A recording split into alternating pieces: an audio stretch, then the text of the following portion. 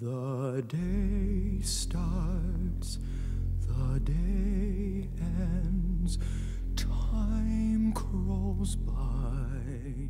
23 years after the opening night of the original, Andrew Lloyd Webber's launched the long-awaited sequel to The Phantom of the Opera, Love Never Dies. Set 10 years after the mysterious disappearance of the Phantom from his lair in the Paris Opera House, the show moves to New York's Coney Island, where he haunts the fairgrounds. The story of Christine and the Phantom didn't really end, in my view. I always thought that the rather ambiguous thing in the book about the Phantom being found when he died with Christine's ring on his finger implied that there was something more.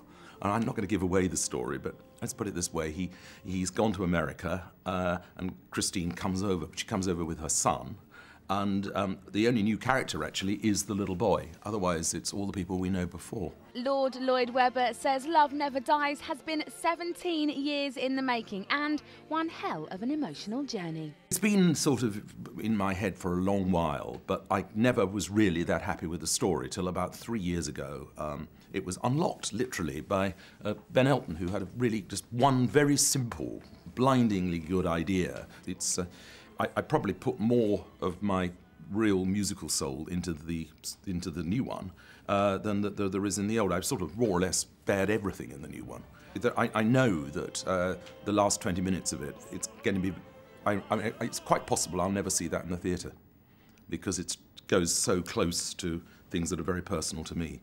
The Phantom of the Opera is based on a French novel and has been seen by more than 100 million people around the world, and according to those in the know, is the most successful entertainment entity in history. It has won around 50 awards worldwide and sold more than 40 million albums. But despite the success, working on the sequel hasn't been easy. Taking on the sequel to The Phantom of the Opera is, without any question of doubt, the toughest thing I've ever done. But we've recorded it, it's finished. I have to say, I'm pleased with it.